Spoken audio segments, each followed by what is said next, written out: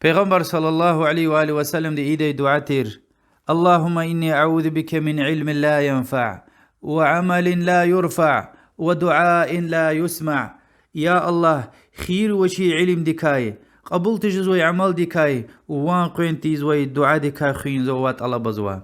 إمام أبو داود رواية وروال پیغمبر عليه الصلاة والسلام دي اختين دعاء ديتير: اللهم إني أعوذ بك من الأربع: من علم لا ينفع، ومن قلب لا يخشع، ومن نفس لا تشبع، ومن دعاء لا يسمع. يا الله زوا إن قوتش إن كاخوين طلب زوا خير وشي علم ديكاي، كجز وشي ريكيكاي، الله ديكا كجز وشي ريكيكاي، وتخت تجزوي نفسين واي، ووان قوين تيزوي قبول تجزوي دعاء ديكا خوين.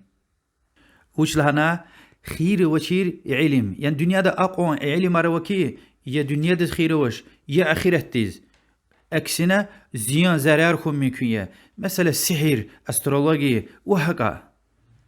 قبول تجزوي عمل هايلا وعمل ديك شرك أكاتو ممكن، كفر أخو ممكن، الله دوشي سلامت ري، يعني إخلاص خالص ركي الله بطلتو ممكن، ريا كارلخ بكازوخو ممكن، وياكي وعمل جوريا، يعني پیغمبر دي قالو ريوال الله تلديوشي قالو ريوال إيز وشنا.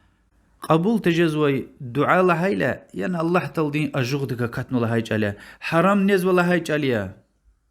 الله تكا كيش وشريك لهايلا، يعني قون خان ويريكيا.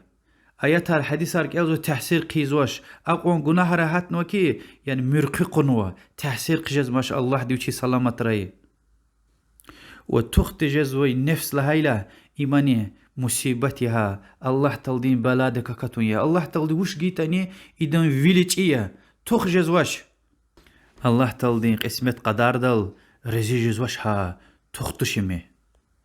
إبور چخي غفار يا پیغمبر دي عليه الصلاة والسلام إيزو يادز كش إزوي تير الله دكا وطلبوز وها وش إن شعر كا خوين إن بلار كا خوين الله دوشي سلامت رأي.